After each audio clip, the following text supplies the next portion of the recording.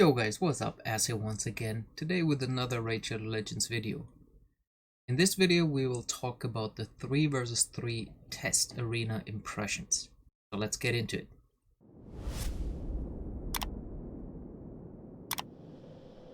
Okay, let me start to preface this first.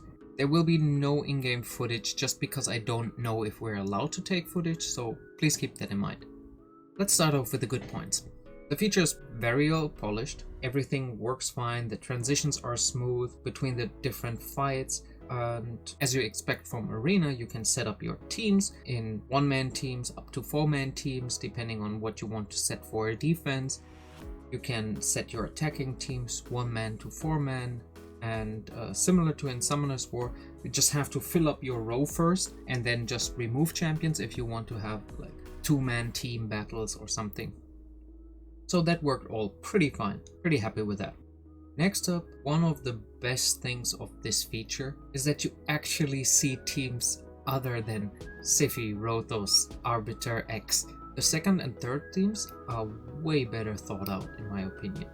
People actually put a thought into like what can I match up, because usually people only have one speed arena team, unless you're like a super whale.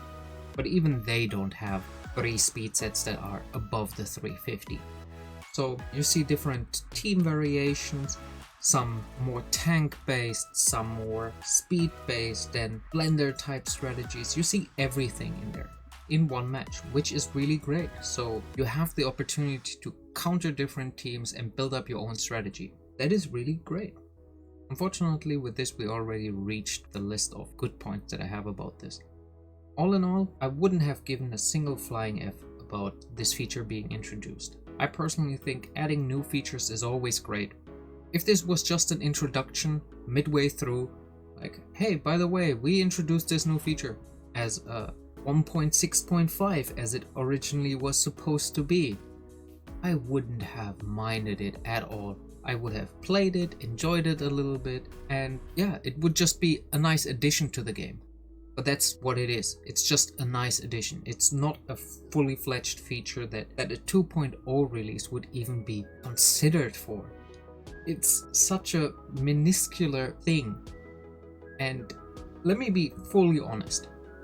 In my opinion, it would be way better if they introduced some kind of special arena with a star limit where you have like, let's say, 15 stars limit, so you can put 1 net 5, 2 net 4s, and then a net 2 into the mix because you're running out of points or something like this. Way more interesting, way more involved for the player base, and it would also help a lot of like mid-game, early game players to have fun with this feature. Because if you're not competing with at least 6, 7 net 5s, yeah, you're shit out of luck. It's completely irrelevant for you. And again, I wouldn't have minded it if they just introduced it, but they make it out to be this big release feature that warranted them bumping the release number up from 1.5 to 2. They made a conscious decision to make this bigger than it actually is. In terms of like rewards, we can't see the bazaar, so I have no idea what's in there. And at least in the test version, you're limited in the amount of times you can buy the tokens per day, I think, and they have increasing gem costs, which in my opinion screams all like whale, because you're probably not getting a lot of these tokens outside of straight up purchasing them, and every time you purchase them they get more expensive. So even if you have time and enjoy this feature, if you're not a whale, you're not even allowed to play this feature for longer because it will just drain your complete resources. Let me know what you guys think about this. Did you have any interest in it at all? Why do you think Plarium made this decision in the first place? Because this is really how... I don't know how to say it properly, but with all what has been going on for the last 3 weeks, Plarium clearly misses something here. I don't know if they are completely out of touch with anything, if they only speak with their accountants. We're still waiting for Voita, we're still waiting for anything along the roadmap for 2019, and then they mark this as a big feature. It's honestly very disappointing, and the feature itself, yeah, there's no words for it to describe it. The feature itself, yeah, it's fine, but you could have done more. You could have introduced a special arena, which would require almost no programming effort. You could have just introduced this as, hey, this is a nice addition. We moved this forward because we had time. Or simply say, sorry guys, the Void Toya takes a little bit longer to develop, but we already finished this feature, so we're giving you this feature earlier. With any release, it's always about communication first. If the communication is bad, it will be a bad release.